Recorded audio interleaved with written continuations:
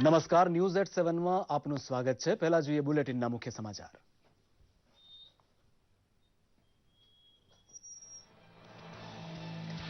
બનાસકાંઠા સરહદે આવેલા સુઈ ગામ ખાતે તાલુકા સેવા સદનનું લોકાર્પણ કરવા પહોંચ્યા મુખ્યમંત્રી વિજય રૂપાણી.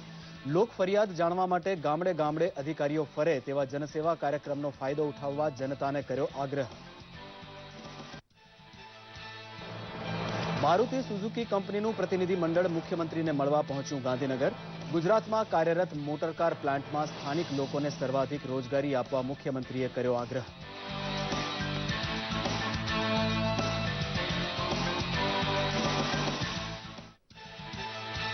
મગફળી, કપાસ અને કઠોળનો ખેડૂત પાસે હોય તેટલો જથ્થો ટેકાના ભાવે ખરીદી લેવાની ધરપત આપતી રૂપાણી સરકાર. સરકારી સંસ્થાઓના ખરીદ કેન્દ્ર લાભ પાંચમથી શરૂ કરવા ઉચ્ચ કક્ષાએ થયો નિર્ણય.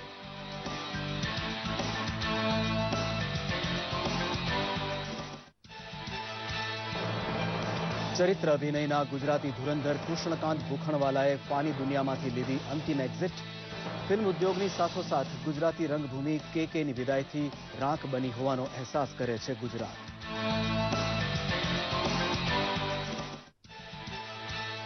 બલુચિસ્તાનનું ક્વેટા ફિદાઈન ત્રાસવાદી હુમલાનો ભોગ બનતા હાથના કર્યા હૈયે વાગ્યાનો ફટકો વેઠતું પાકિસ્તાન. પોલીસ ટ્રેનિંગ સેન્ટરમાં 61ના મોત અને 124 કેડેટ્સને ઘાયલ કરનાર ત્રણેય હુમલાખોરે જિંદગી ગુમાવી.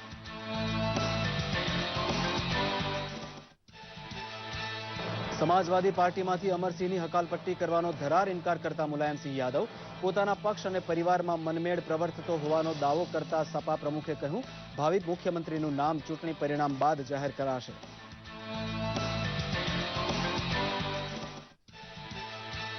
વનવાસી સમાજના સશક્તિકરણ માટે જંગલ જમીનના ઉપયોગ વડે તેને આજીવિકાનું અભય વચન આપવાની હિમાયત કરતા પ્રધાનમંત્રી. રાષ્ટ્રીય આદિવાસી મહોત્સવનો રાજધાનીમાં થયો પ્રારંભ.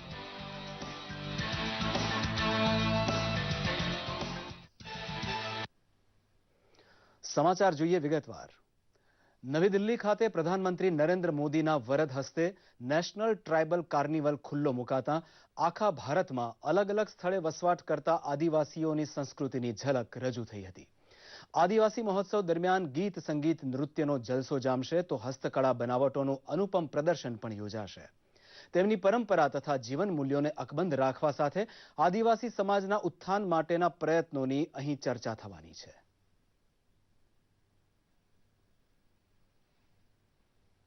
જનજાતિ મહોત્સવનું પ્રધાનમંત્રી નરેન્દ્ર મોદીએ ઉદ્ઘાટન કર્યું હતું.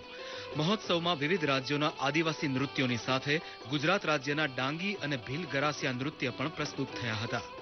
પ્રધાનમંત્રીએ પણ ડાંગ સાથેના પોતાના સ્મૃતિ સંભારણા વાગોડ્યા હતા.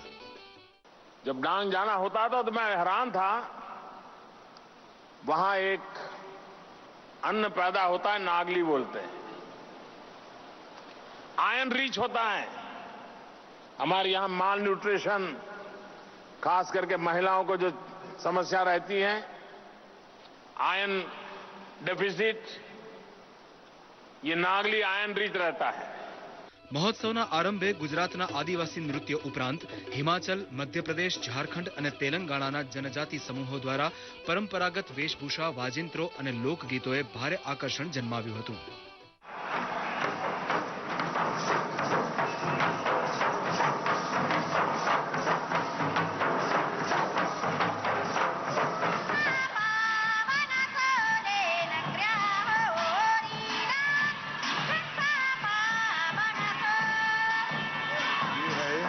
मध्य प्रदेश का सैला नृत्य जिसे हर उत्सव हर જનજાતિઓનો વિકાસ સુનિશ્ચિત કરવા જંગલ વિસ્તારમાંથી જે ખનિજ પદાર્થનું દોહન થશે તેના પર લાગતા વેરામાંથી સ્થાનિક ભંડોળ ઊભું કરવાની પણ પ્રધાનમંત્રીએ જાહેરાત કરી હતી.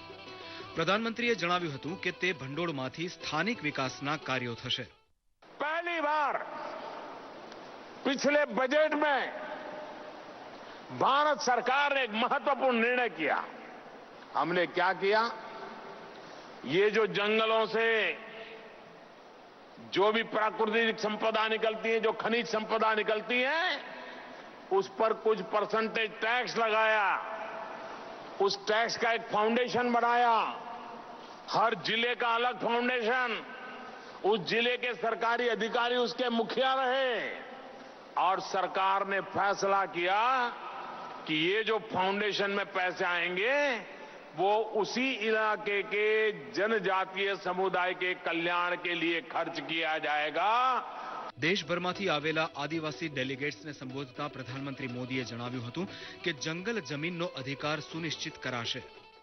भारत सरकार लगातार राज्यों के सहयोग से आदिवासियों को जमीन के पट्टे देने का बड़ा अभियान चला रही है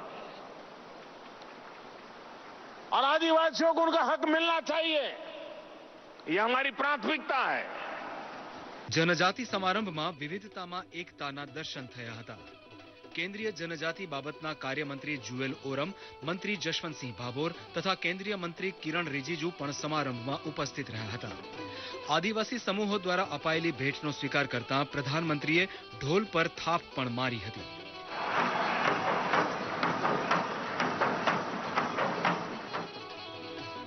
દૂરદર્શન સમાચાર, અમદાવાદ.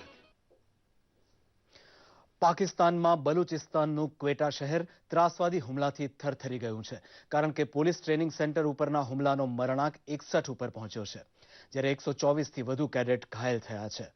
બલુચિસ્તાનના ગૃહમંત્રી સરફરાઝ બુગટીના કહેવા પ્રમાણે હુમલો કરનાર 3 ફિદાઈન પૈકી એકને ઢાળી દેવામાં પોલીસને સફળતા મળ્યા બાદ બાકીના 2 ત્રાસવાદીઓએ પોતાની જાતને બોમ્બથી ઉડાવી દીધી હતી. બલુચિસ્તાન ફ્રન્ટિયર કોરના મેજર જનરલ શેર અફઘાનના કહેવા પ્રમાણે હુમલાખોરને મોકલનાર ત્રાસવાદી સંગઠનનું નામ લશ્કરે જાંગવી અલ અલામી છે. અમેરિકાની સાથોસાથ ભારતે પણ લોહિયાળ હુમલાની ટીકા કરી મૃતકોને શ્રદ્ધાંજલિ અર્પણ કરી છે. સંરક્ષણ મંત્રી મનોહર પર્રિકરે કહ્યું છે કે પાકિસ્તાને ઉછેરેલો ત્રાસવાદ હવે ખુદ તેને પોતાને ડંખ મારવા લાગ્યો છે. સમાજવાદી પાર્ટીના પ્રમુખ મુલાયમસિંહ યાદવે પત્રકારો સમક્ષ જાહેરમાં દાવો કર્યો છે કે તેમના પક્ષ અને પરિવારમાં પૂરેપૂરી એકતા છે અને જરાય કલહ નથી.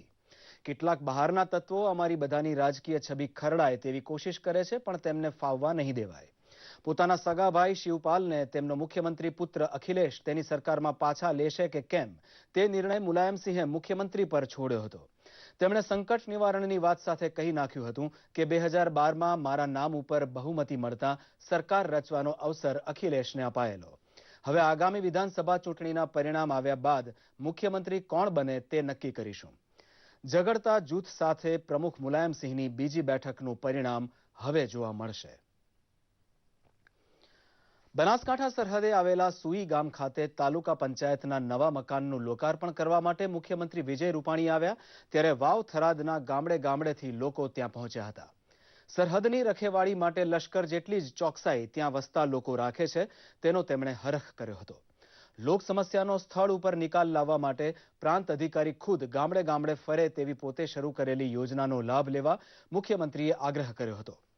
ખેડૂતોને વીજળી પાણીનો બંદોબસ્ત સદાય મળતો રહે તેવા આયોજનની તેમણે ખાતરી આપી હતી, તો ભ્રષ્ટાચાર મુક્ત શાસન માટે પણ તેમણે જનસહયોગ માંગ્યો હતો.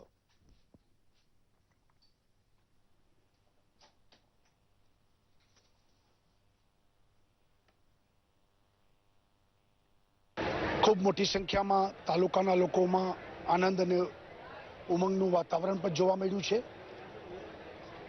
સરકાર ઈચ્છે છે કે સચિવાલયો એ તાલુકામાં ઊભા થાય અને લોકોને સચિવાલય સુધી ધક્કા ખાવા ન પડે અને તાલુકાઓમાં જ એમના કામ પ્રાંત ઓફિસોમાં જ પૂરા થાય એ પ્રકારેનું વહીવટની વ્યવસ્થા પણ ધીરે ધીરે બનતી જાય. અદ્યતન મકાન સુઈ ગામમાં લોકાર્પણ થયું છે. હું આશા રાખું છું કે ખૂબ ઝડપી વહીવટ અહીંથી બનશે. સાથે સાથે આજે થરાદમાં ચૌધરી સમાજ દ્વારા પણ બહુ મોટો કાર્યક્રમ અને પ્રતિમાનું અનાવરણ વિધિ પણ મોટી સંખ્યામાં લોકો સાથે ઉજવાઈ ગઈ છે. લોક કલ્યાણ માટેનો યજ્ઞ સરહદી વિસ્તારમાં તેજ ગતિથી ચાલી રહ્યો છે. મને ભરોસો છે કે આ વિકાસ યાત્રા ઓર તેજ ગતિથી આના કારણે ચાલશે અને નવું બળ પણ મળશે. 2 દિવસ પછી ફરી દિવાળીના દિવસે પણ આ સરહદની ઉપર મુખ્યમંત્રી શ્રી ફરી આવી રહ્યા છે, ત્યારે હું માનું છું કે અમારા જિલ્લા માટે અને સરહદી વિસ્તારના સૌ પ્રજાજનો, બીએસએફના યુવાનો સહિત બધાને એક નવી તાકાત મળશે. મોટરકાર ઉત્પાદક મારુતિ સુઝુકી કંપનીનું ઉચ્ચ પ્રતિનિધિ મંડળ મુખ્યમંત્રી વિજય રૂપાણીને મળવા માટે ગાંધીનગર પહોંચ્યું હતું અને બહુચરાજી નજીક આકાર પામતું કારખાનું વહેલી તકે શરૂ કરવા ખાતરી આપી હતી. સ્થાનિક લોકોને મહત્તમ રોજગારી પોતાના કારખાનામાં આપવા માટે મુખ્યમંત્રીએ સૂચન કર્યું હતું. મેક ઇન ઇન્ડિયાને સાર્થક બનાવતું મૂડીરોકાણ ગુજરાતમાં કરવા માંગતી જાપાનીઝ કંપનીઓને ભરપૂર સહકાર આપવાની ખાતરી મુખ્યમંત્રીએ આ બેઠકમાં આપી હતી. રૂપાણી સરકારે ખેડૂતોને ધરપત આપી છે કે ટેકાના ભાવે મગફળી, કપાસ અને કઠોળની ખરીદી કરવાનું કામ લાભ પાંચમથી શરૂ થઈ જશે. સૌરાષ્ટ્રમાં મગફળીનો અઢળક પાક થતાં માર્કેટ યાર્ડમાં માલની ઢગલાબંધ આવક શરૂ થઈ છે, પરંતુ ભાવ તૂટી જતા ખેડૂતો ચિંતામાં મુકાયા છે. વરિષ્ઠ મંત્રી ચિમનભાઈ સાપરિયાએ કહ્યું છે કે સરકાર દ્વારા સંસ્થાઓને ખરીદી શરૂ કરવા કહી દેવાયું છે. રાજ્યની જુદી જુદી નોડેલ એજન્સી એ નાફેડ હોય, સીસીઆઈ હોય, ગુજકો માસોલ હોય, ગુજકોટ હોય, આ તમામ એજન્સીની 4 દિવસ પહેલા એક મીટિંગ બોલાવી અને ટેકાના ભાવથી ખેડૂતોને પોષણક્ષમ ભાવ મળી રહે એ મુજબ ખરીદી કરવા માટેની સૂચનાઓ આપવામાં આવી છે. અને જે અંતર્ગત જે તે નોડલ એજન્સીને જે મંજૂરીની પ્રક્રિયા કરવાની હોય એ તાકીદે મંજૂરીની પ્રક્રિયા પૂર્ણ કરી અને દિવાળીના તહેવાર પછી એટલે કે લાભ પાંચમ પછીના દિવસોમાં પોષણક્ષમ ભાવથી દરેક કેન્દ્રો ઉપરથી ટેકાના ભાવથી ખરીદી થાય એવું આયોજન કૃષિ વિભાગ દ્વારા કરવામાં આવ્યું છે. પ્રધાનમંત્રી નરેન્દ્ર મોદીએ વર્ષ 2022 સુધીમાં ખેડૂતોની આવક બમણી થાય તે દિશામાં સપનું જોયું છે. ખેડૂત માર્ગદર્શન મેળવીને આ દિશામાં ડગ માંડી શકે તે હેતુસર સરદાર સરોવર નર્મદા નિગમના કૃષિ વિભાગ દ્વારા પાટણમાં પ્રધાનમંત્રી સિંચાઈ યોજના પરિસંવાદ યોજાઈ ગયો. હારીજ અને સમી વિસ્તારની પિયત મંડળીઓના પ્રતિનિધિ અને પ્રગતિશીલ ખેડૂતોએ તેમાં ભાગ લીધો હતો. પ્રધાનમંત્રી સિંચાઈ યોજના અને પાક વીમા યોજના અમલી બની છે ત્યારે ખેડૂતોને પણ પાક વ્યવસ્થામાં સુધારો કરીને વધુ ઉત્પાદન લેવા પ્રોત્સાહિત કરાયા હતા.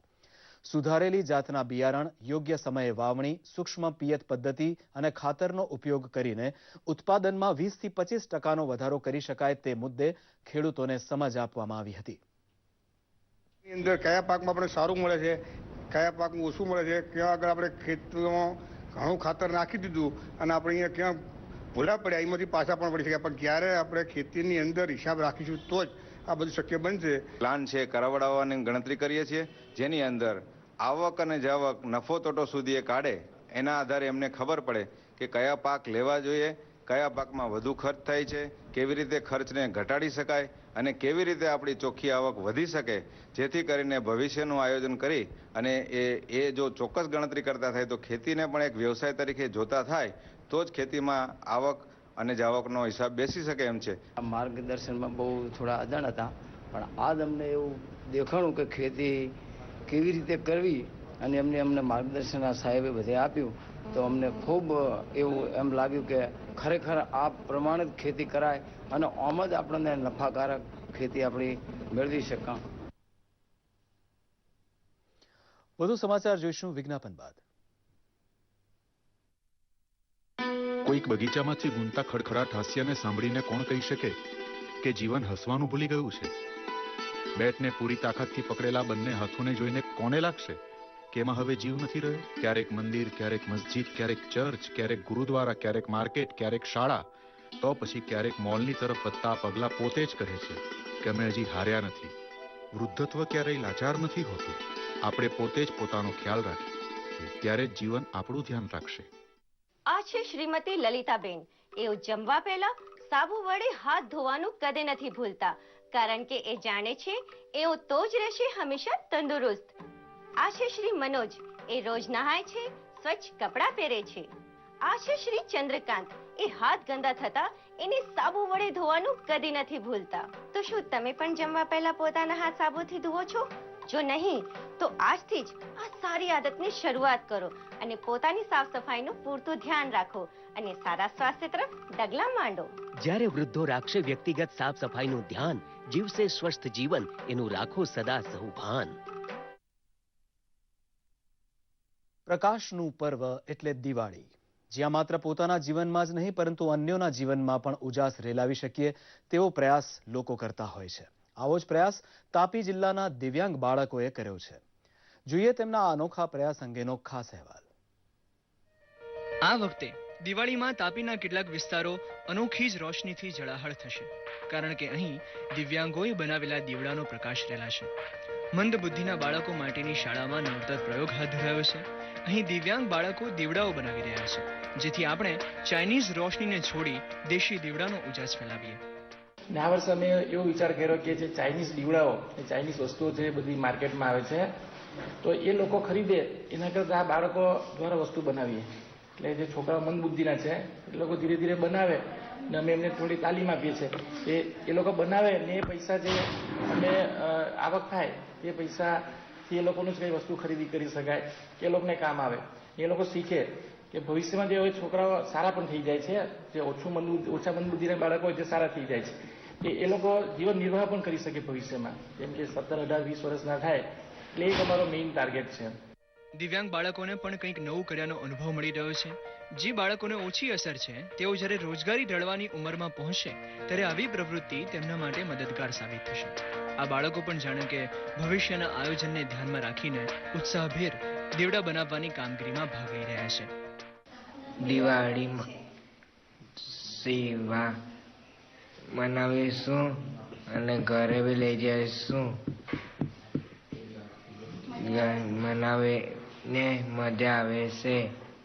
પોતાનામાં ખામીઓ છે છતાં બીજાના જીવનમાં પ્રકાશ રેલાવવાની બાળકોની ઈચ્છાને કારણે જ ભલે આકારમાં આડા અવળા હોય છતાં આ દીવડા ખરીદવા આપણને આકર્ષે છે. નીરવ કંસારા, દૂરદર્શન સમાચાર, તાપી. દીવડાનો પ્રકાશ અજવાળું પાથરે, પરંતુ દીવા તળે તો અંધારું જ હોય. આવી જ સ્થિતિ ગોધરાના કુંભાર પરિવારોની છે.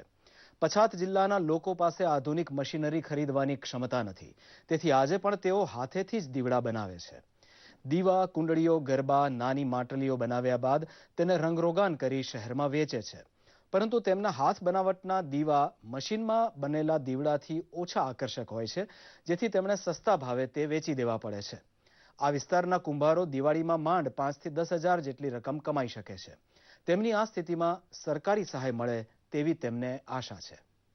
આપવામાં આવે, મોટર આપવામાં આવે, લાઇટના કનેક્શનો આપવામાં આવે, લાઇટમાં પણ અમને સબસિડી આપવામાં આવે, તો અમે સારી રોજગારીને લગતી તકો મળે, સારું ઉત્પાદન કરી શકીએ અને સારી મહેનત મજૂરી અમારી ઓછી થઈ જાય અને અમે એમાંથી સારી કમાણી કરી શકીએ. દિવાળી નિમિત્તે અમે આ દીવડા પટકાવવા માટે કોડિયા બનાવીએ છીએ અમારા પરિવાર સાથે, અને દિવાળી નિમિત્તે અમે 5-10 હજાર રૂપિયાનું કમાણી કરી લઈએ અને બધો માલ બનાવ્યા પછી અમે ગોધરા શહેરમાં એનું વેચાણ કરીએ છીએ.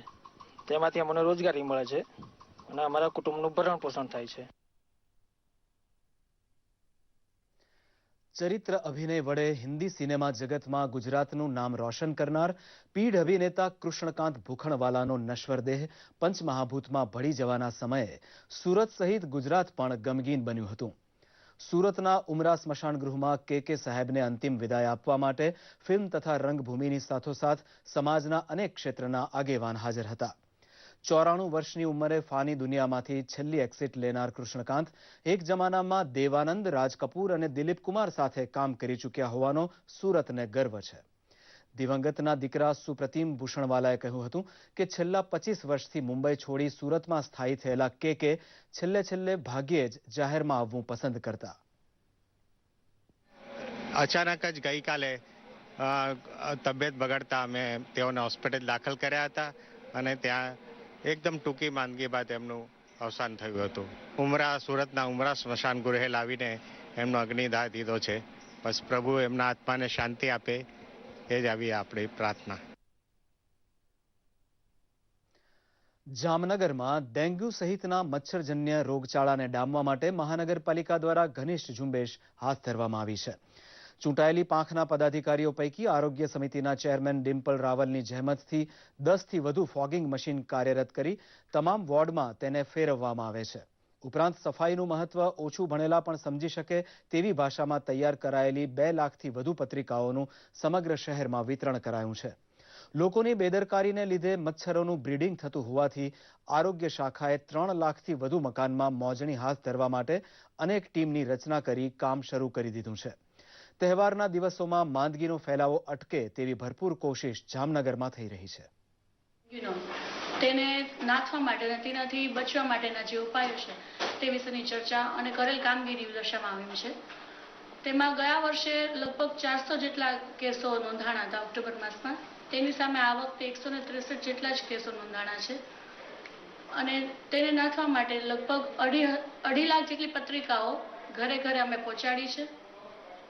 તેનાથી લોકોને જ્ઞાન મળ્યો અને તેનાથી બચવા માટેના ઉપાયો અમે સમજાવવા માટે અમારી ટીમ કાર્યરત છે.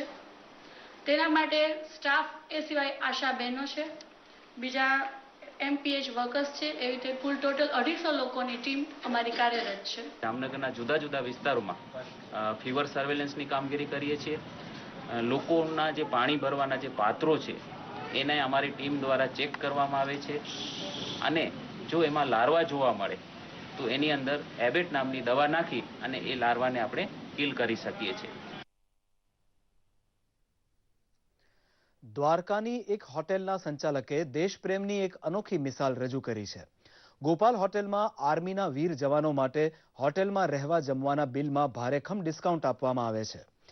આર્મીના જવાનોના જમવાના બિલમાં 50% ડિસ્કાઉન્ટ અને રહેવાના બિલમાં 25% ડિસ્કાઉન્ટ આપવામાં આવે છે.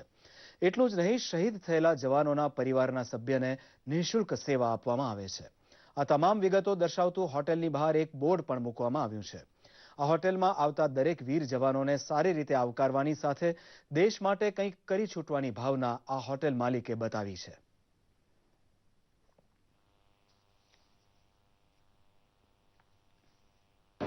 હવે હમણાં આપણે ટૂંકમાં 2-3 મહિનાથી ટૂંકમાં એવી સ્કીમ બહાર પાડી છે કે જે આર્મીને જે શહીદ થઈ ગયા હોય એમને ટોટલી ફ્રી રહેવા જમવાનું અને જે અત્યારે હાલમાં સર્વિસ કરી રહ્યા હોય એને રહેવામાં 25% અને જમવામાં 50%નું ડિસ્કાउंट રાખેલ છે. जो भी शहीद हमारे देश के लिए हो चुके हैं उनके परिवार वालों को निःशुल्क रहने और खाने की सुविधा प्रदान की जाएगी.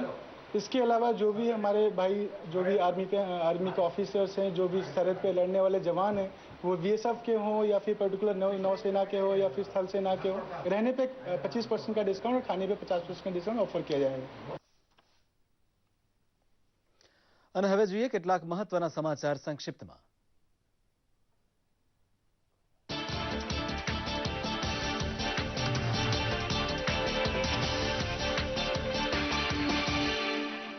ક્વેટા ત્રાસવાદી હુમલા પછી સંરક્ષણ મંત્રી મનોહર પર્રિકરે કહ્યું કે ત્રાસવાદીઓને આપેલું સમર્થન હવે પાકિસ્તાનને જ ભારે પડી રહ્યું છે.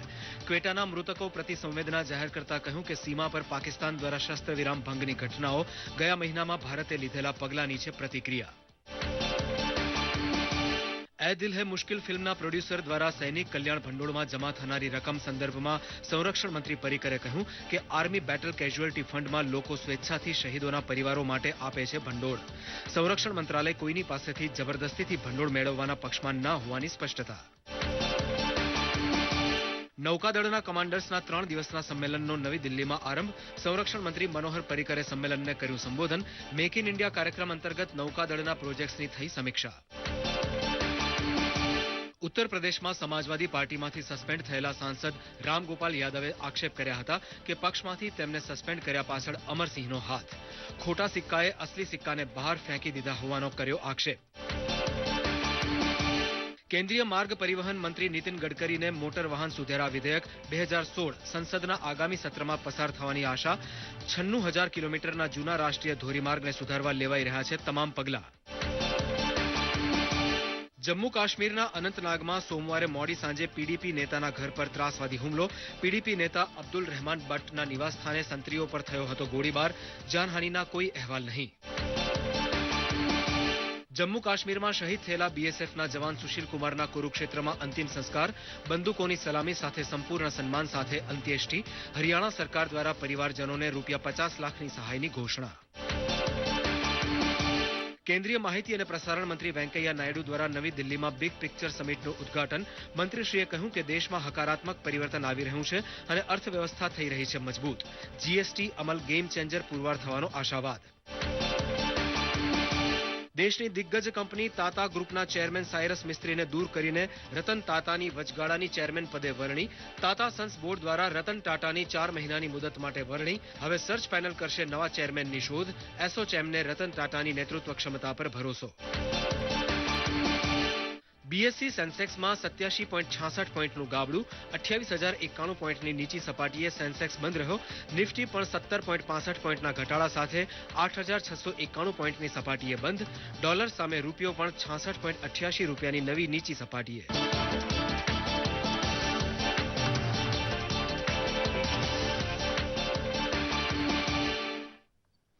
અને હવે જોઈએ રાજ્યના કેટલાક મહત્વના સમાચાર સંક્ષિપ્તમાં.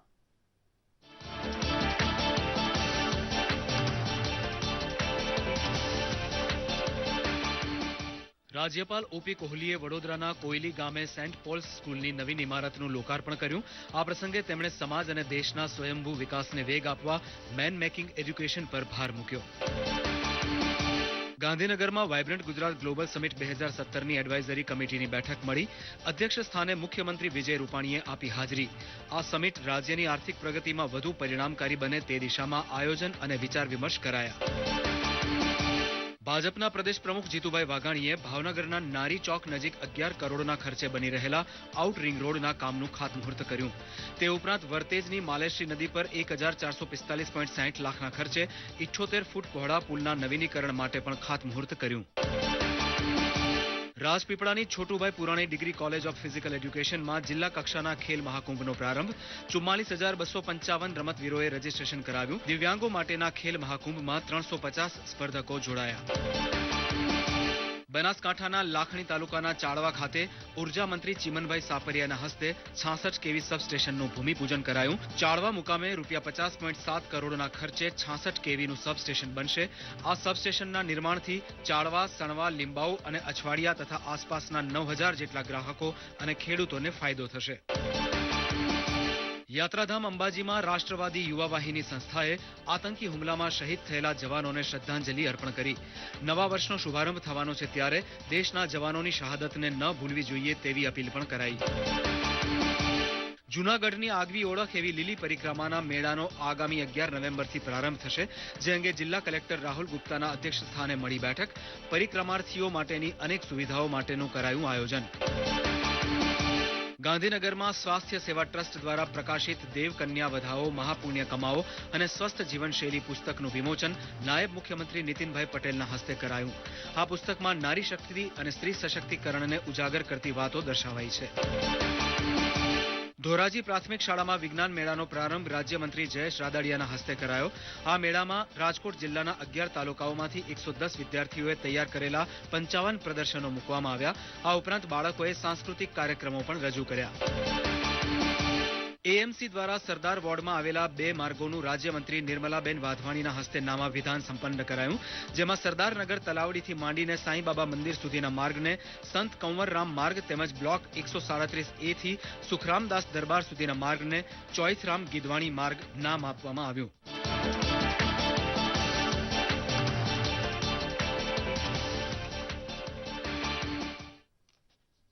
આ સાથે જ ન્યૂઝ એટ 7 અહીં સમાપ્ત કરીએ. નમસ્કાર.